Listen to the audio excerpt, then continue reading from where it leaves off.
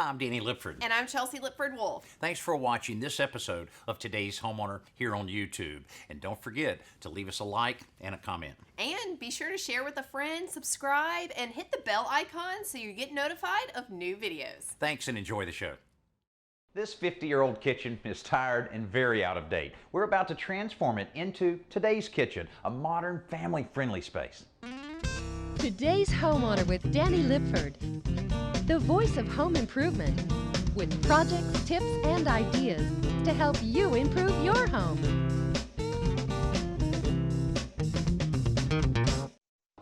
I guess these were considered fine cabinets 50 years ago. Now, these were actually built right on the job site, probably by one of the trim carpenters installing the doors and the trim. Now, that's rarely done these days because of the availability of quality factory-built cabinets. They're delivered out on the job, completely finished. All they need to be is just installed. Now, that's what we'll be doing as soon as we remove all of the cabinets and the fur downs that we have up above it that really serve no purpose at all. By removing those, will give us a more spacious feel in the kitchen. We'll also be creating a nice pocket or recess ceiling up above the center part of the kitchen, and that will add to the spacious feel of the kitchen as well.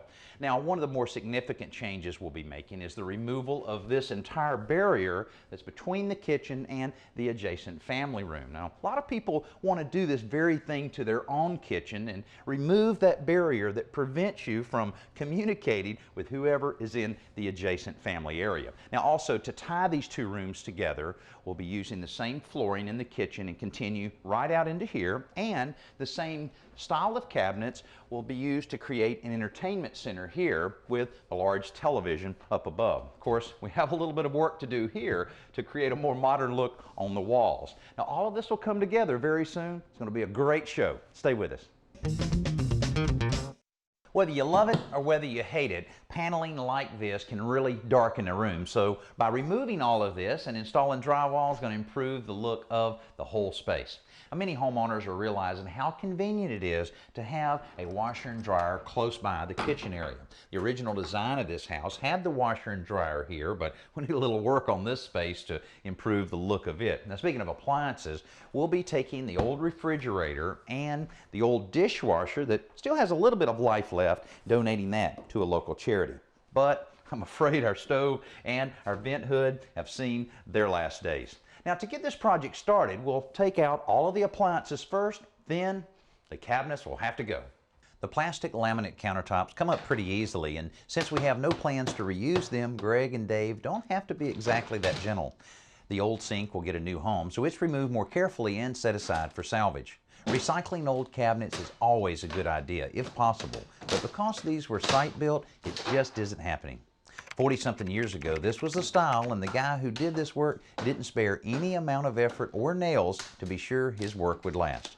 After the cabinets and fur downs are removed, the paneling goes next before we begin laying out the new recessed ceiling. The recess is created by cutting out parts of the old ceiling joist and building a 2x12 box up into the attic to raise a portion of the ceiling. Betsy, with all the walls gone and the ceiling frames, you can really get an idea how large this space is. This is Betsy Ryder, who's a designer with Marilat Cabinets, and she's helping us to put together a great design for our kitchen project. Now, when homeowners are looking at an extensive project like this, what are some of the questions they need to ask themselves? I think the homeowner needs to think about what they really want to get out of the project. I think they need to have a final picture in their head of what they want it to look like. A great way to do that is to look through magazines and pamphlets from different companies and clip photos and things of what they want, what they like, so they can explain that to the designer. Sure. Instead of saving the whole magazine, just rip the page out. It always works better. Sure, put it in a file and hang on to it. Now, the design that you created for us really opens up the kitchen to the adjacent living area. That just really seems to be a big trend these days. It is. When I first looked at the kitchen that was here before, it had a nice long peninsula, which really divided the space into two.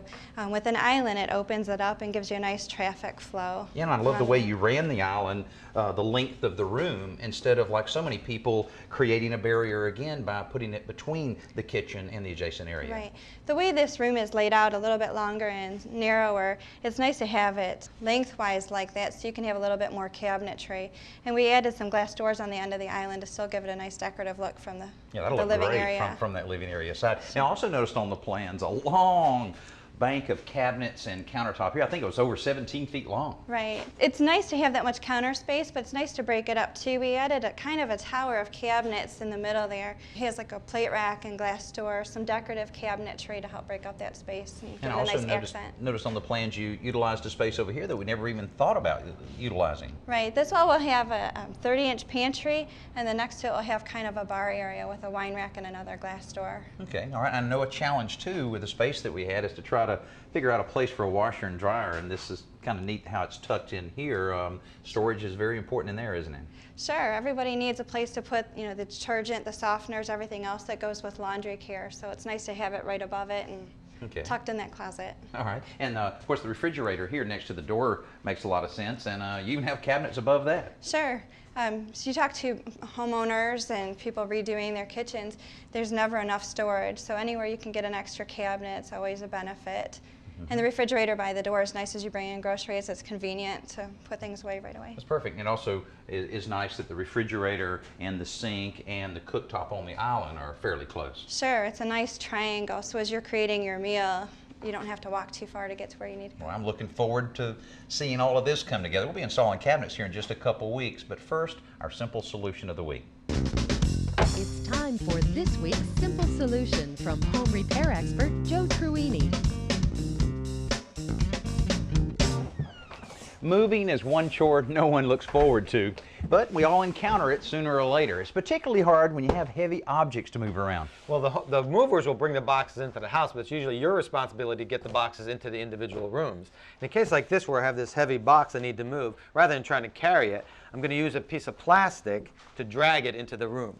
Now, in this case, I'm using 6 mil, which is a pretty thick piece of plastic, and a 1x2 that I'm going to use as a handle. So I just set the box on the plastic, then I roll it around the 1x2 just once or twice just to create a handle, and that allows you to just drag it. I guess that'll keep the plastic from tearing as well, won't it? Not only that, but you can use one hand. You can see even a heavy box like this easily glides across the floor. Now what about a situation where you have like a hardwood floor or maybe a vinyl floor? Yeah, in that case I'd probably use an old blanket or a moving pad. Works really well, which is thick and quilted and allows you to not only glide it across the floor but up over thresholds in the doorways. Now, if you have a large piece of furniture that has legs on it, it's a lot easier to move it if you'll lay it down on its side before you start moving it along.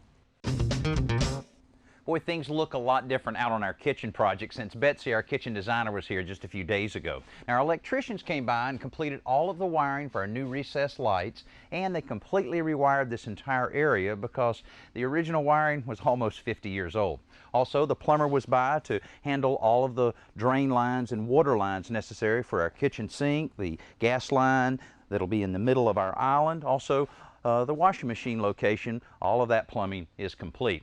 Our air conditioning heating contractor had just a little bit of work to do, changing from a wall mount duct system to a ceiling mount. And then after that, we were able to get all of the inspections taken care of. They signed off on all of the subcontractors' work, and we were able to proceed with the insulation. Now, we insulated all of the walls, including the inside wall that'll provide soundproofing between this, which will probably be a fairly active and possibly busy kitchen area, and the adjacent room. That soundproofing will really be appreciated later on. Now the next step, which will really change this area, is to install the drywall. Hanging drywall is a very difficult physical job. Each sheet is 4 feet by 12 feet and is extremely heavy, so these guys get a heck of a workout pressing sheet after sheet up to the ceiling. The job is also messy because cutouts are made once the drywall is in place. The rotary cutting tool used for this job works quickly, but it generates lots of dust, which covers everything and everyone in the room. Our finisher Mark is right on the hanger's heels, spreading tons of joint compound to cover screw heads and tape seams before a base coat of paint goes on the walls. With all of our drywall finished and our painter completed with his work, we're ready to start the task of installing all of the cabinets that will occupy this area. You know, when you start cabinets, you have to start off level, and you need to make sure that all the other cabinets that adjoin that are also nice and level. To do that, we establish a level line along the wall at the height of the base cabinets and begin laying the units out according to the plans Betsy created. The cabinets that have plumbing or electrical penetrations require some minor modifications before they are secured to the wall. Because we have concerns about whether the floor is level, we're setting the base cabinets first instead of the wall cabinets. Installing the wall cabinets first is usually easier, but this arrangement lets us support the wall cabinets with spacer blocks so that there's a consistent height above the bases. The pieces that form the island go together next and really begin to define what the space will look like. With the bulk of our cabinets in place, this kitchen is really starting to take shape, and you can see how everything will be laid out once it's all complete. Here's the place for the kitchen sink right in front of the window. Here's a spot for our dishwasher. Over here will be our standalone oven, and then our built-in microwave, keeping it nice and low so that maybe the kids of the house can help out on some of the cooking.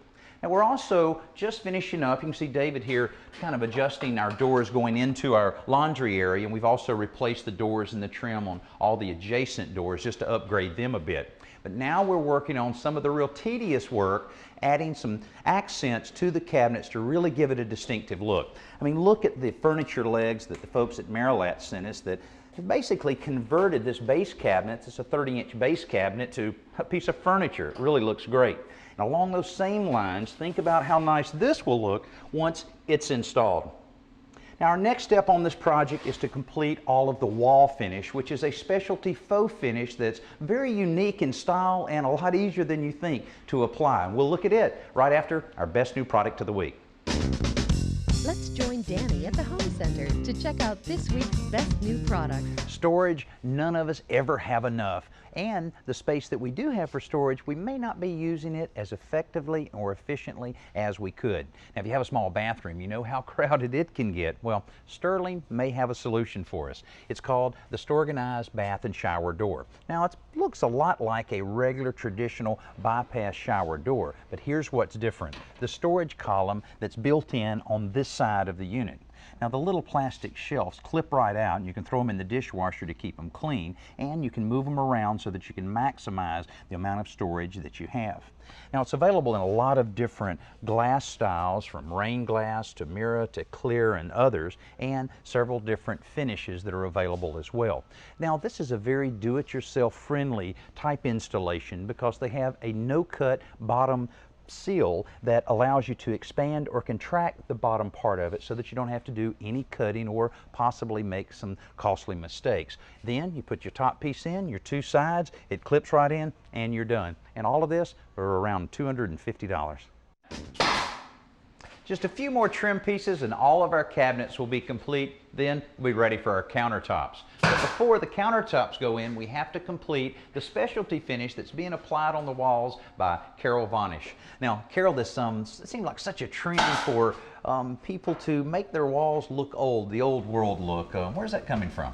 Actually, it's been around for several years now, and a lot of the decorators and the homeowners still like the look.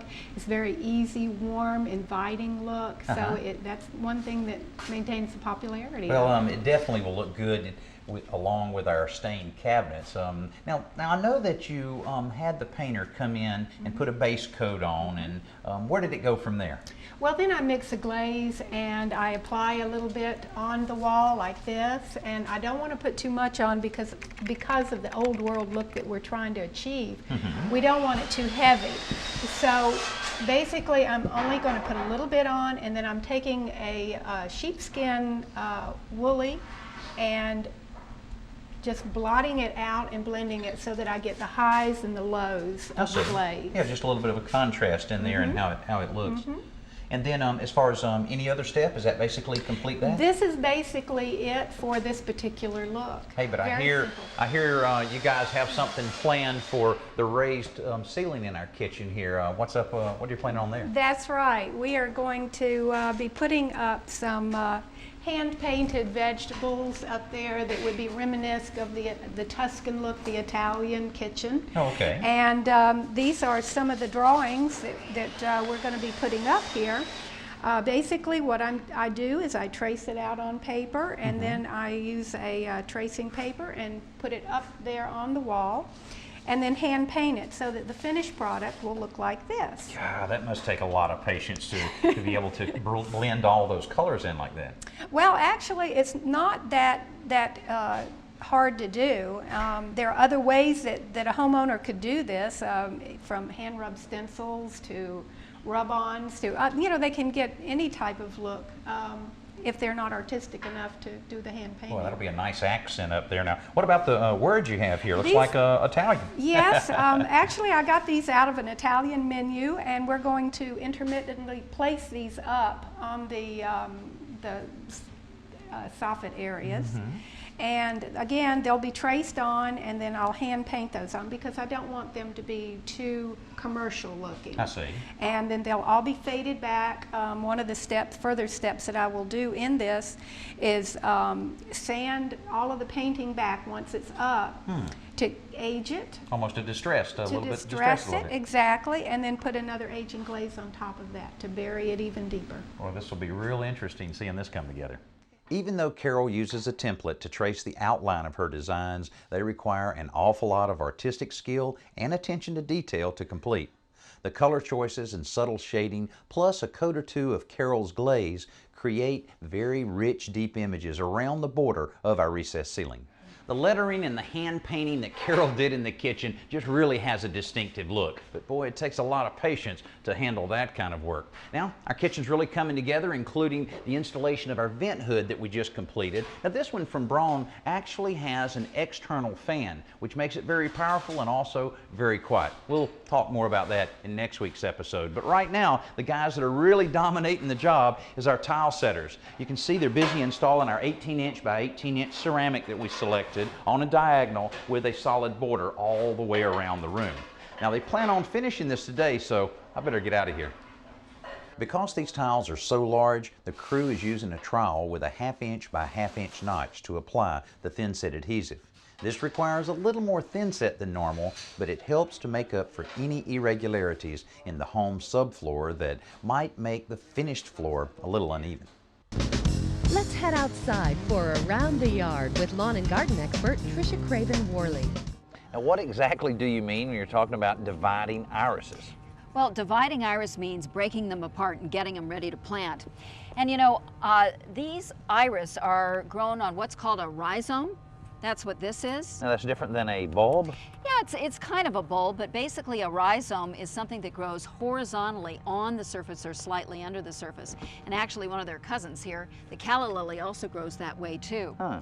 Well, when you are dividing, it's really, really important to separate the good from the bad. Right. Also, another reason why you divide is if you haven't done it in 3 or 4 years, like these haven't been done, right, you're not going to have any blooms at all. all. It won't bloom because of that. Oh, it okay. won't bloom. So the important thing is that you want to pull them up and separate out those that still have some growth on them. This is in pretty good shape. We've got some good roots here. From parts that are kind of gnarly looking like that. Looks like an old mushy potato. Sure does. Okay, I cut that off of an earlier one.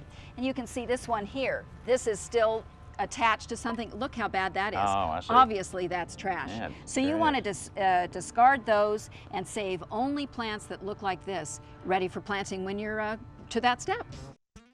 Our newly installed ceramic tile floor looks great and does a good job tying in our den with our kitchen area. Now, it's been about 6 weeks since we've started on this renovation, and it's kind of hard to remember what the old kitchen looked like with the very faded old pine cabinets and out-of-date flooring. Certainly a difference now how open this kitchen feels, and we've done a good job in kind of combining several styles, contemporary with traditional and even a little old world look with the specialty painting that's taking place. Hey, I hope you'll join us next week as we show you the completion of this project, including the installation of the simulated concrete countertops, all new appliances, and a few other surprises, including all the new furniture and accessories that are going in this kitchen. I'm Danny Lipford. We'll see you then. We've had lots of help on our Today's Kitchen project from some very special partners.